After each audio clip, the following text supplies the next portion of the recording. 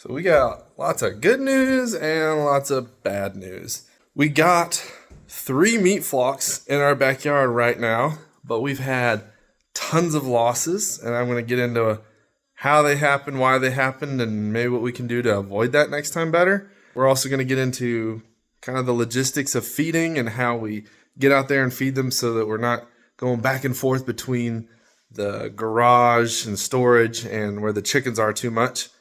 And come along for the feeding routine. I like doing it. I like sharing it with you. So we changed our storage setup and we put all the food things that, together next to the door, so it's kind of on the way, because we do this thing the most with the chickens. We put the grit in a bucket, oyster shells in the bag here, and then we have feeds for the different flocks so we can keep track of what we're spending on who. So this is for our laying flock, these are for our chicks, and this is for our large meat birds that are out on the thing right now. We also keep the minerals and the grits for the chicks up here. Hold on, whoa, what are you measuring? Like this, watch. That's how much I want. And this is why we did this, so that we're working together. I'm a full-time kindergarten teacher, and he can't come help me teach kindergartners. But if we were to be doing this, we can work together. This is for the big meat flock. Trying out this new feed from Tucker Mills. Go ahead and grab it up, throw in a little bit of minerals. The way I like to carry it out when I'm by myself, just hook it on like that. I just carry it out like that, and it stays balanced. It doesn't spill or anything. But right now, I've got help. Which one do you want to carry? This. Don't spill it.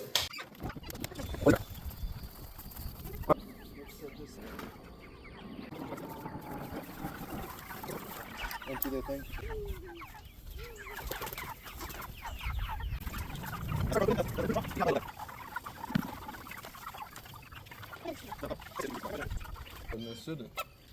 I don't know how well you can see.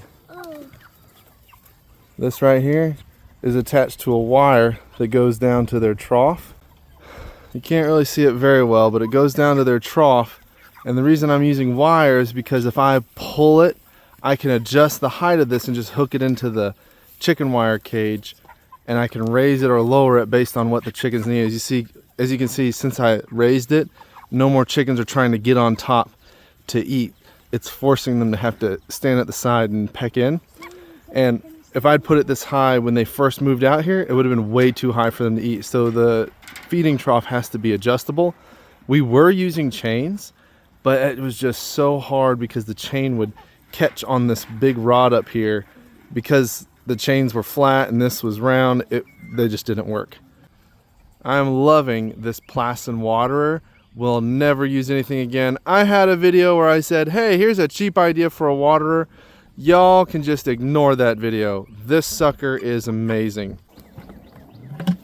So the reason this nipple waterer is there, I drilled a hole and it was too big and the bucket couldn't grab the hose and seal itself. So then I had to plug the hole. I didn't have anything to plug it with. So I threw a nipple in there and it's done a perfect job. Because we don't plan on using nipple waterers with these guys anyway, so this isn't being used. And then I made the correct hole and did it the right way.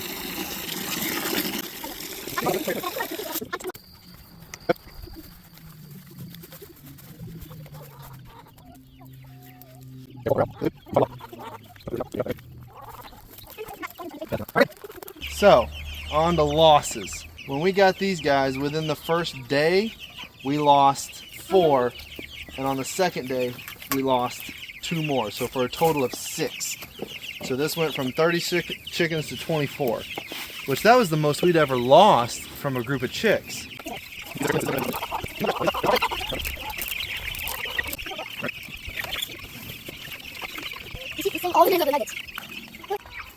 There wasn't anything we could do to avoid those losses.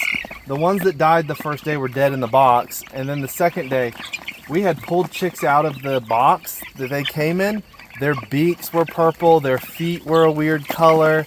They would just lay out flat. They weren't very healthy to begin with. So So there wasn't much we could do about these guys other than buy from a different hatchery. These guys have to travel halfway across the U.S. from Iowa from Hoover's hatchery, and so that's why we lost them. So buying from a different hatchery that's closer would help solve the problem, but not always. We lost 12 of this order, so twice the other one. This hatchery is Valley Hatchery, not Valley Farm, Valley Hatchery. They have always been great to us. They're quick to refund, quick to respond, and the chicks are usually healthy. We have never lost that many chicks from Valley Hatchery before, but we lost 12 within 24 hours. We had lost 10, and I told them about it and got the money back, and then 2 more died past the live arrival guarantee. But I would still suggest them, but I think something's up with the male because we lost a bunch in that order and a bunch in this order. And if I'm not mistaken, Valley Hatchery supplies out of Ohio or Alabama. So they're really close to us, and we still lost a bunch of chicks. But the thing we should have done better, I forgot to ask my wife to make the miracle water for them that morning, so I threw it together and I got the recipe wrong and put way too much apple cider vinegar. They wouldn't drink the water because it was too spicy for them. They would take a drink and you could see them open their mouths like it was overwhelming. I'd put 4 times the amount I was supposed to. I'm not the one that usually makes it. So if we had gotten the miracle water right, we probably could have saved 4 of the deaths. Also, for the chicks that were really struggling that hadn't died yet, that we saw that were troubled, we weren't coming out and check on them. We kind of wrote them off as like, oh, they're lost. I did some more research. If we'd come out with a dropper and tried drop feeding them some water, apple cider vinegar and honey water, miracle water, every half hour, they might have made a recovery and bounced back. And if they didn't after that, what I plan on doing is getting this thing called Nutri Drench, which the only thing that's synthetic in there that I don't like is one of the salts it uses, but basically when it goes in, the nutrients absorb through the mouth and the esophagus, bypassing the whole gastric process. So what normally takes hours for their bodies to digest hits their bloodstream almost instantly. So it should help a chick that's like on emergency levels, almost dead. I would use that as a last resort. I do not like giving anything synthetic to our chickens, but if it'll keep one alive, we'll just throw a zip tie on it. That'll be our chicken to eat, but it'll help chicks that aren't doing so great bounce back. Oh wow, he put the wrong one in, but without asking, my son put grit in there. I told him how important it was for these guys, and he went ahead and put it in. He put the adult grit in, which is fine. Now for some bonus content.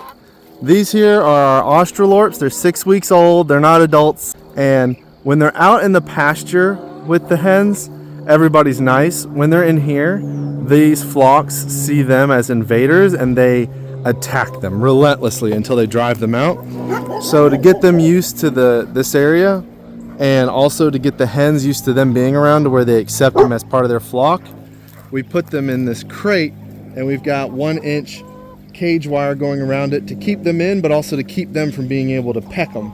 So as you can see, they're interacting, they're smelling each other, hearing each other, but nobody can hurt anybody. So we're all just getting used to each other. We're playing nice on the playground, so to speak. We're gonna probably leave them in there 2 to 3 weeks, and then one night, when everybody goes up, we're gonna take these guys and throw them in and see how they do. It worked last time with our Mystic Onyx, the black ones. So there you go. That's how we feed and take care of our 5 flocks. We have 1 in the tractor, 2 in the brooders, 1 in a cage, and then our hens. So we have a whole lot of birds, and we are only using half of our half acre to raise all these animals. So we're over 100 birds, and everyone has room, everyone has the proper nutrition. If you found this video helpful, give it a like, and if you think we're worth watching, give us a subscribe for more chicken content.